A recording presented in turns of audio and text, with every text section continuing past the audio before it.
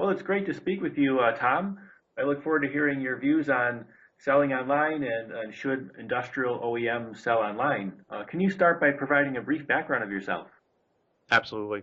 My main company, Great Northern Products, is an industrial sales and marketing agency, basically known as manufacturers reps. And the company was family owned, family created back in 1978. I came on board in the 90s, and it really has focused on industrial commercial sectors, working with the U.S. based industrial OEMs, selling through regional distribution. We ended up experimenting about 5 or 6 years ago by trying to move some of these industrial OEMs online. And that's why we started the discussion on LinkedIn, was to try and get some feedback. And lo and behold, a lot of the feedback echoed a lot of the frustrations that we had encountered in trying to move some of these people online and trying to get them to be what we call just be digital. Great. And my question then is, should industrial OEMs sell online? Well, I think the answer to that is, why should they not? And that was the big issue that created the firestorm, not quite that bad on LinkedIn, was as I said in one of my posts, well, if you do nothing, you're going backwards. So the downside to not doing anything is obviously not moving ahead with the tools that are available. The arguments that came forth were interesting. One of the things, Dustin, that came out was there was an awful lot of disagreement about the term of A, OEM, B, selling. And from that, I think we started saying, well, you don't have to sell online by being transactional. You can certainly start selling online by marketing yourself. And this was another area that we found that a lot of the industrial OEMs weren't prepared to move online to the digital world. So the concept of selling to everyone was saying, okay, well, that's a transactional issue. And the argument we have is, well, you certainly can enhance your digital presence and start working on requests for quotes. One of the things that we realized as a rep agency was we migrated into reselling, actually as what we would call distribution, wholesale distribution online, where we actually had the invoice relationship with the end user. But then we also found there was an awful lot of opportunity to move some other OEMs who had more diverse and complex products that weren't really lending themselves to a direct transaction, that certainly could migrate into the digital world by being able to accept requests for quotes and establishing, a presence online. So in my mind, selling is also marketing, but there was an awful lot of pushback about whether it was transactional or not. So we still maintain that you need to do something. You need to up the presence, whether it's actually accepting funds online versus still having a more enhanced presence about your product and how it might fit into the supply chain. What would you say would be some of the challenges of selling online?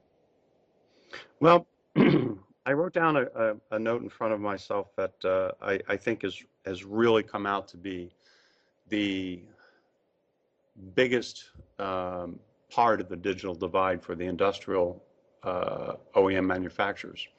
They live in a print, fax, and phone world.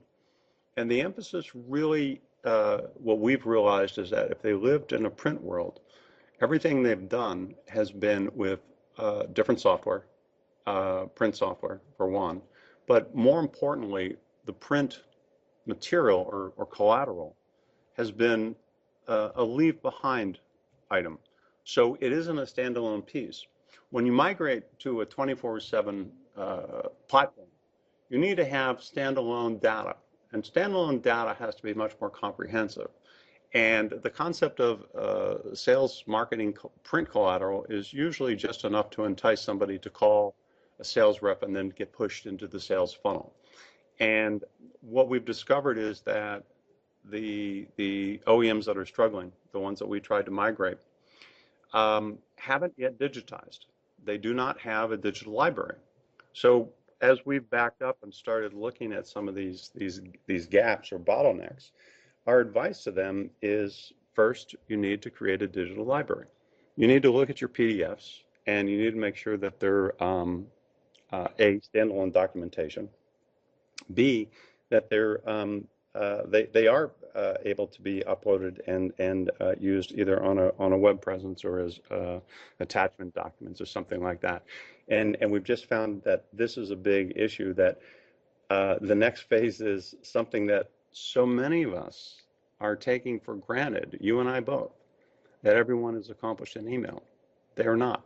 And I go back to the fact that they live in the print, fax, and phone world. So there hasn't been a need to migrate towards being digital. And we use that term a lot. It's actually, whenever I use it, I put it in quotes because it's the name of a book written by Nicholas Negroponte back in 95 or 96. I didn't get my hands on the book until the early 2000s. But it talks extensively about his first experience and understanding about, bits and bytes and atoms and what is necessary to be able to transact online. So we find that there's a trove of areas for improvement with a lot of the basic industrial OEMs that everyone needs to recognize as print, fax, phone mentality, and they aren't ready to migrate. So what we assumed and took for granted when we started trying to migrate them, we realized that their assets weren't digital. So my first recommendation is create a digital library. And do you have any other suggestions on how they can do it, or how can industrial OEMs get started with selling online? But it's interesting. Starting isn't that difficult. Obviously, you need to scan your print documents and get them online as PDFs. So that's not difficult. One of the I don't want to say humorous, but one of the things that we found was a issue was there are a lot of things that if you just start throwing documents into a scanner, the default software is going to start certain naming conventions, document 001, document 002, document 003. When you go to get images of your process and you put them online, there are also size, resolution, and naming conventions that need to be thought about. So it's one of those areas that early on when we said, can we get a snapshot of this or that, we would get images that were 2,400 pixels. We get other images that were 200 pixels. And then we'd have to go through and edit for proper naming conventions. And I really want to hit the naming conventions. It's pretty important because this isn't just a case of getting organized. So if I were to send you, if you and I were to set up, let's say Dropbox, I'm assuming you're familiar with Dropbox. Yes. And I were to put a bunch of files into your Dropbox and say, Dustin, can you move these online for me? And every one of them, first of all, was named document 001, 002, 003, whether it be a PDF or a graphic image. You would have to manually go through there, look at it, and then assign some kind of a name to it. Well, that's part of the organization, but it's also part of making your website searchable. When you have documents that are named properly, Hello? Oh, sorry. Hello? That's okay, I'm here. Oh, it cut off when you said documents need to be named properly. Okay, well, what I said was what documents need to have, when you want to build a digital library, when you asked about, well, how do you start a digital library, the first thing you have to do is pull together everything that you own, and then you have to scan them. But then what you want to do is start putting them into some kind of a structured naming convention so that they can organize and upload it properly online. And this applies to TDS, technical documents, CAD drawings, things of that nature. But then the other part of it is it's not just an organizational issue, it's also a search issue.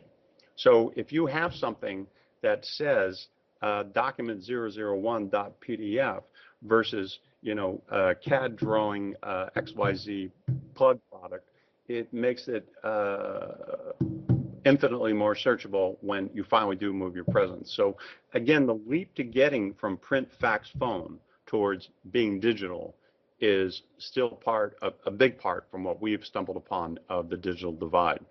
And consequently, I think I shared with you the term that we ended up realizing that we were creating a digital stress test. And the digital stress test was if somebody's ready to move online, are they ready from a standpoint of migrating from the print, fax, phone world? And it starts with documentation, and then obviously it goes into the fact that they're comfortable with the fax and the phone. They're not comfortable with the email and other things of that nature. So there are many granular steps that we believe need to be addressed. We've found that we go back and we do address before we take on a project. Well, thank you, Tom, for sharing your insights today on whether, industrial OEMs and their the challenges with selling online.